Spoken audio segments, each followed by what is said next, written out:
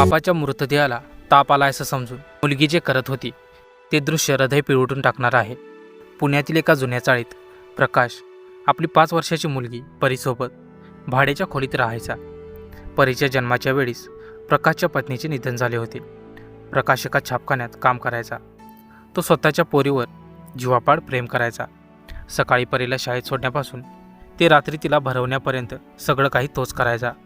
चाळीतले लोक प्रकाशच्या या कष्टाचं नेहमी कौतुक करायचे। शनिवारचा दिवस होता। संध्याकाळी प्रकाश नेहमीप्रमाणे काम करून घरी आला। त्याने परीला खाऊ आणला होता। दोघांनी जेवण केले आणि ते झोपायला गेले। रविवार उजाडला। प्रकाशच्या घराचा दरवाजा सकाळी उघडलाच नाही।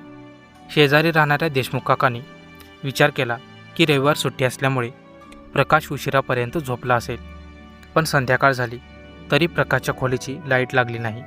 आतून कसलाच आवाज येत नव्हता। सोमवारची सकाळ झाली। बाहेर ठेवलेली रविवारची आणि सोमवारची दुधाची पिशवी तशीच पडून होती। आता मात्र देशमुख काकांना संशय आला। त्यांनी प्रकाशच्या दरवाजावर जोरात थापा मारल्या। प्रकाश, दरवाजा उघड। आतून काहीच उत्तर आलं नाही। चाळीतले इतर 2-4 पुरुष गोळा झाले। प्रकाशच्या डोक्यावर छापखान्याच्या मालकाचं कर्ज होतं। रात्री उशिरापर्यंत तो काम करायचा। पोरीला घेऊन त्याने काही बरं वाईट केलं तर नसेल ना, एका शेजाऱ्याने शंका बोलून दाखवली। भीतीचं वातावरण पसरलं। देशमुख काकांनी आणखीन 2 तरुणांना बोलवलं आणि त्यांनी मिळून तो जुना लाकडी दरवाजा जोरात ढकलून तोडला। दरवाजा उघडताच एक कुबट वास बाहेर आला। खोलीत अंधार होता। देशमुख काकांनी घाईघाईने लाईटीचं बटन दाबलं आणि पुढच्या सेकंदाला तिथे उभी असलेल्या प्रत्येक माणसाची वाचा गेली। खोलीतल्या दृश्याने संपूर्ण चाळीत एक भयंकर स्मशान शांतता पसरली। प्रकाश जमिनीवरच्या सतरंजीवर अत्यंत वेड्यावाकड्या अवस्थेत निपचिप पडला होता। त्याचे डोळे अर्धे उघडे होते। त्याला शनिवारच्या रात्रीच झोपेत सायलेंट हार्ट अटॅक आला होता आणि तो तिथेच गेला होता। पण लोकांना प्रकाशच्या मृतदेहापेक्षा त्याच्या शेजारी बसलेल्या परीकडे बघून जास्त धक्का बसला। 5 वर्षाची परी प्रकाशच्या डोक्याशी अत्यंत शांतपणे बसली होती। तिच्या आजूबाजूला 2-3 रिकामे बिस्किटाचे पुडे पडले होते। तिच्या एका हातात पाण्याची एक छोटी वाटी होती आणि दुसऱ्या हातात एक सुती कापड होतं। परी ती कापडाची घडी पाण्यात बुडवत होती आणि अत्यंत हळुवारपणे आपल्या मृत बापाच्या कपाळावर ठेवत होती। दरवाजा तुटल्याचा आवाज ऐकून परीने शेजाऱ्यांकडे पाहिलं।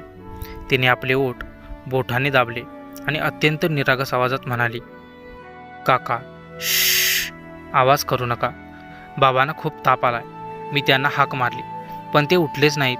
ते खूप थकलेत म्हणून झोपले आहेत। गेले 2 दिवस ती लहानगी घरातलं दुसरं काहीच खायला न मिळाल्यामुळे फक्त बिस्किटे खाऊन आपल्या बापाला ताप आलाय या समजुतीने त्याच्या मृतदेहाच्या कपाळावरती पाण्याच्या पट्ट्या ठेवत बसली होती।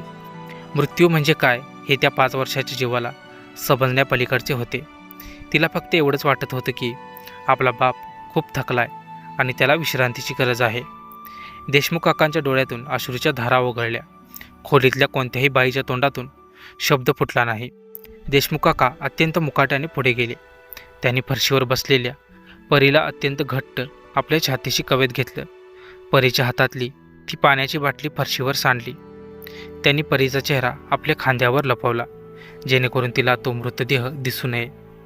ते अत्यंत जड पावलांनी त्या खोलीतून बाहेर आले आणि चाळीतल्या बायकांनी हळूच तो लाकडी दरवाजा पुन्हा ओढून घेतला।